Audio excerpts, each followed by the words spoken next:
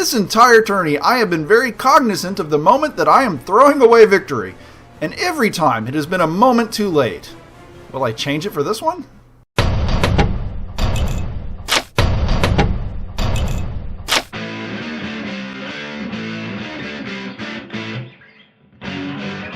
See my list? It's okay, right? At least I think so. My buddy Jeff, in this scenario, was rolling a Panzer Company with a 4-strong platoon of Panthers, some Panzer IVs, and 3 groups of Pumas? This couldn't have been a better setup. The only difference is that, I got an infantry company and dust up, but you know what? We're going to make this work.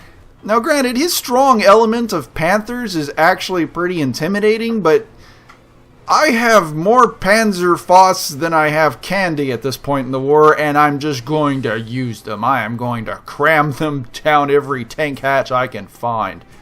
In this scenario, I elected to set up with my Panthers, the infantry, and the 15-centimeter artillery, while my buddy decided to set up with his Panzer IVs and his Panthers, which, points-wise, puts him nearly as a full total of his force, while I just have kind of a fraction of it. But you know what? We're going to make this work. It's a little nervous having the infantry out in the open, and what with all his tanks and all that, but we got the first turn, and we're just going to rush onto his objective and take it as quickly as possible. Contest it, and then just let time wear itself out, because I think he's just going to wear himself out. Our reluctant trained reservist tanks move forward and decide, let's go ahead and light up everything we can. We're Panthers, right? Things are great, even though we're facing off against Confident Vet, which the mods are painful. But we managed to land one shot home on one of his Panthers, and I do believe we bail it. But my buddy is undeterred, moving his Panzer IVs in a sweeping direction towards my objective. He also groups up his Panthers in a way to get as many shots off against my Panthers. Again, that's a gun duel that he wants to win, while one of his Panzer IVs, you can see, got bogged on a wall. It's kind of unfortunate, but I don't think he paid very close attention to the Panzerfaust trap teams, because I'm just cackling with glee. I mean, there's so many juicy spots, I could just drop them off, because he left all the recon at home. The wood line opposite of the board where he's grouped up his Panthers is actually a very intimidating firing line covering all the approaches up to his objective. He manages to bail out one of my Panthers, which might as well kill it, but it's also a very opportune target for my Air Force. I figure I'll just get into a gun duel with him at range and let the artillery take care of it, but since I'm not getting close, might as well send the airplanes after it. As you can see here, even though that we're not dug in, there's plenty of opportune moments for the infantry to be able to do some damage, up to and including the Panzerfaust trap teams. And like chicken nuggets at a fat camp, they're going to go down, because look at all these opportune targets. No recon anywhere. And for the first time in this whole tournament, I have an opportunity to place them and use them for something decent. Air support manages to come in, but they hit both of them. Surprisingly, with one plane, doesn't manage to get a kill, but the artillery ranges in, and that 15-centimeter artillery is no joke. Even though I absolutely whiff it in the first shot off of those Panzerfaust trap teams, he decides to go ahead and back off those things because he's really scared of them. Even the other guy's got mom's spaghetti all over him. He had one shot to make it big. He was going to kill the CIC, and he blew it. Come on. Panthers begin moving out of the woods and spacing themselves out just a little bit, not to repeat what had just happened to the rest of his group. That's a painful learning experience. And we're still in a gun duel with him. We've got 2 working Panthers versus his 3 considerably better Panthers. He doesn't get air this turn, but he does hose the mess out of that building with the Panzerfaust trap team and manages to kill it. And then my buddy stormtroopers the Panthers back together again. I mean, it's an interesting avenue of fire over there, but I mean, if it was a friendly game, I might have stopped him. But you know what? I mean, a template's a template, right? There really was like a bajillion machine gun dice into that building. They're going to need a lot of new screen doors after this. Infantry continue to move forward through the buildings. We're going to leapfrog from one building to the next. So long as we're at point-blank range with their tanks, I'm going to keep exchanging Panzerfaust shots with his MGs and just let's see how that goes. I mean, we're going to win a war of attrition. Meanwhile, the artillery rings home, ranging in again on that nice little template-sized formation. We bag one of the tanks.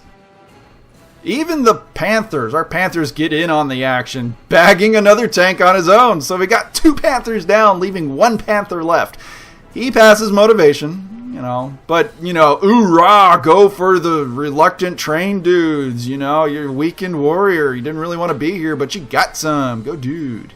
Even those glory hounds, the Panzerfaust trap teams, having saw an opportunity to approach the bailed out, the bogged tank with no opposition. They just got down, decided to go over there. It's like, okay, it's no big deal. It's not a thing. They couldn't really move anywhere else to protect themselves, so they're gonna buy it. But you know what? That's pretty good. That was the 2 IC they managed to kill. I Stormtrooper and rearrange all my forces to engage anything else. As a matter of fact, it's real important at this point in time. I've really gotten to the habit of angling the armor on the Panthers, just to think of that as an extra part of the movement step, just to angle the armor on all the tanks, because within a certain degree, it's free movement. Just angle the armor. You think somebody's coming? Angle the armor. But that veteran of the Eastern Front decides, nah, we're not going to let these SS knucklehead pretenders do us in.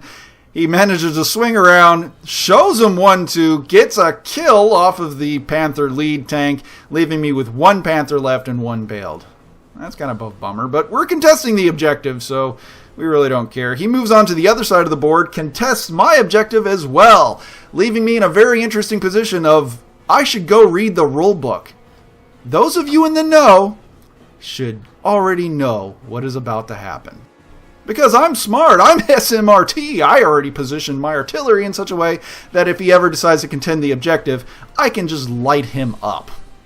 And that's what I intend to do. I get my reinforcements and I decide, you know what, this is great. Now I got extra tanks to take on those Panthers. And it's just going to be this unfair fight, even though AT-9, I mean, I'll do something with it, right?